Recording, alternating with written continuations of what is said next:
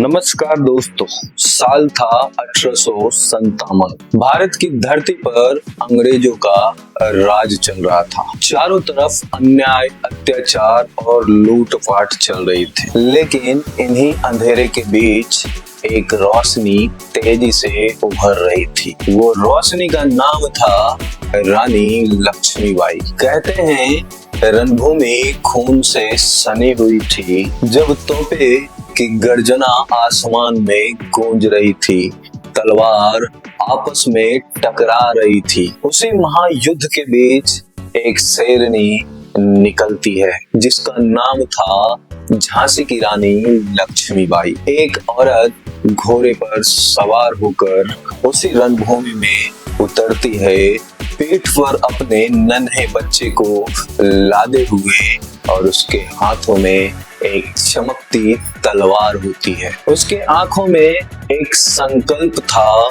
कि मैं अपना झांसी किसी को नहीं दूंगा। 1828 में वाराणसी की पावन धरती पर जन्मे मनकर्णिका, जिन्हें सब प्यार से मन्नू कहते थे। जिस उम्र में लड़कियां गुड्डो गुड़ियों से खेलती थी, उस उम्र में मन्नू घोड़सवारी करती थी। जिस उम्र में लड़कियां लड़के बांसुरी बजाते थे, उस उम्र में मन्नू तलवार चलाना सीख रही थी। कभी अखाड़े में पहलवानी करते नजर आती थी तो कभी घोड़े पर बैठकर नदी पार कर जाती थी। लोग उसे बचपन से ही कहते थे कि ये लड़की सिर्फ और सिर्फ युद्ध के लिए बनी है। समय बीता और मन्नू बड़ी हो गई, और तभी झांसी के राजा गंगाधर राव से उनकी 16 साल की उम्र में शादी हो जाती है, और वहां से वो झांसी की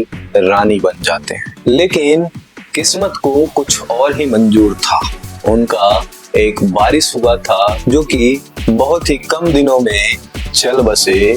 उसके कुछ ही दिन बाद जो गंगाधर राव थे वो भी चल बसे। जाते जाते गंगाधर राव ने एक गोद लिए बच्चे को झांसी का उत्तरदायी बना गए और झांसी की रानी के हवाले कर गए। लेकिन सबसे बड़ी दिक्कत तब आई जब अंग्रेज पहले से ही झांसी को कब्जा करना चाहते थे, और जब उनका खुद का वारिस और राजा उन्हें छोड़कर चले गए, तब अंग्रेज के पास एक मौका था झांसी को हथियाने का।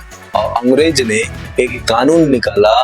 उस कानून के तहत अगर किसी राज्य का असली वारिस चला जाए तो फिर अंग्रेज के नजर में वो उस राज्य का उत्तराधिकारी नहीं होता। गोद लिया बच्चा को अंग्रेज उत्तराधिकारी नहीं मानते थे। इसी वजह से अंग्रेज अब चाहते थे कि जल्द से जल्द झांसी पर कब्जा हो जाए। अंग्रेज ने लमसम भारत के सभी राज्यों को अपने कब्जे में ले चुका था। एकमात्र राज्य था झांसी जो अंग्रेज के कब्जे में नहीं आ रहा था, क्योंकि वहां का राजा भी बड़े ही मजबूत थे और उनकी पकड़ भी बहुत मजबूत था। लेकिन उनके जाने के बाद ये सारी जिम्मेदारी रानी लक्ष्मीबाई के ऊपर आ गया। जब रानी लक्ष्मीबाई को यह लगा कि अंग्रेज अब झांसी पर कब्जा करना चाहते हैं, तो रानी लक्ष्मीबाई ने खुलकर ऐलान किया कि मैं जब तक जिंदा हूँ झांसी मेरा है और मेरा ही रहेगा। मैं इसे किसी को हथियाने नहीं दूंगा। और फिर यहीं से झांसी की रानी की संघर्ष शुरू होती है। जब झांसी की रानी को यह लगा कि अंग्रेज उन पर जबरदस्ती कब्जा करने वाले हैं, तभी झांसी की रानी झांसी में रहने वाले हर उस बच्चे को तीर कमान और हर उस महिला को तीर कमान और तलवार चलाना सिखाने लगे, और सबको एक योद्धा के रूप में वो देखने लगे। और बहुत जल्द ही पूरा झांसी तलवार और धनुष विद्या में नंबर 1 हो गए। 1857 में पहली बार अंग्रेज झांसी के किले पर धावा बोले। तोप से किले की दीवार हिल रही थी। लगातार वहां आसमान में धुएं छा रहे थे, लगातार गोलीबारी हो रही थी। किले के टॉप पर खड़ी होकर अंग्रेजों पर गोले दाग रही थी, तोपें चला रही थी और गोलियां चला रही थी। झांसी की हर बच्चा, हर औरत और हर बुजुर्ग अपने अपने हथियार से अंग्रेज पर हमला कर रहे थे। ये एक ऐसा युद्ध हो रहा था, उसमें ना जाने कितने सब गिर रहे थे और कितने मारे जा रहे थे, लेकिन फिर भी ये युद्ध थमने का नाम नहीं ले रहा था। तभी किले के टॉप से एक आवाज आती है कि जब तक मैं जीवित हूँ, झांसी का हर ईंट, हर दीवार हमारे खून से सुरक्षित रहेगा। जब किले की दीवार टूटने लगी, तब झांसी की रानी लक्ष्मीबाई ने घोड़े पर सवार होकर अपने बेटे को पीठ पर लादकर पूरे अंग्रेज सेना को काटती हुई, रणभूमि को चीरती हुई रणभूमि से बाहर निकल गई। उस दृश्य को उस समय जिसने भी देखा, उसकी आंखें फटी की फटी रह गया कि एक माँ अपने बेटे को पीठ पर लादकर दुश्मनों का सर काटते हुए आगे बढ़ रहे थे। लेकिन दोस्तों, संघर्ष यहीं खत्म नहीं हुआ। रानी लक्ष्मीबाई ग्वालियर पहुंचे और वहां मराठे साम्राज्य के साथ मिलकर वो फिर से अंग्रेज को चुनौती दिया। वो जहां भी जाते, जिस दिशा में जाते, सैनिकों का हौसला दुगना हो जाता। ये देखकर अंग्रेज भी बोला, ये कोई औरत नहीं बल्कि पूरी की पूरी सेना।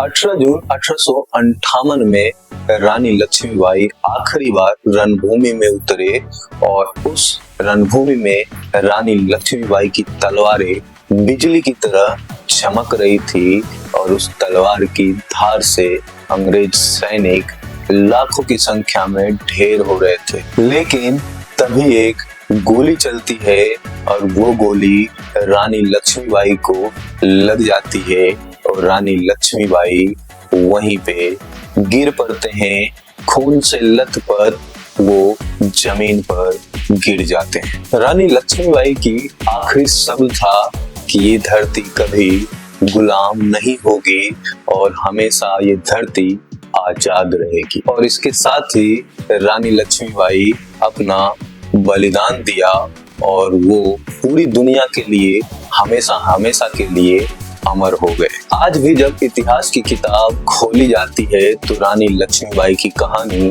मिलती है और उस कहानी को पढ़कर आज भी लोगों का रौंगटें खड़ी हो जाती है। वो केवल झांसी की रानी ही नहीं थी, बल्कि वो पूरे भारत की एक माँ थी, जिन्होंने हमें ये सिखाया कि अगर मातृभूमि पे संकट आती है तो एक नारी भी दुर्गा बन सकती है। तो दोस्तों, ये थी रानी लक्ष्मीबाई की कहानी। अगर आपको अच्छा लगा हो तो इस वीडियो को अपने दोस्तों के साथ जरूर शेयर कीजिए और अगर हमारी वीडियो आपको पसंद आई हो तो हमारे चैनल सब्सक्राइब जरूर कीजिएगा। फिर मिलते हैं नेक्स्ट वीडियो में एक ऐसे ही नई रोमांचक कहानी के साथ। तब तक के लिए जय हिंद।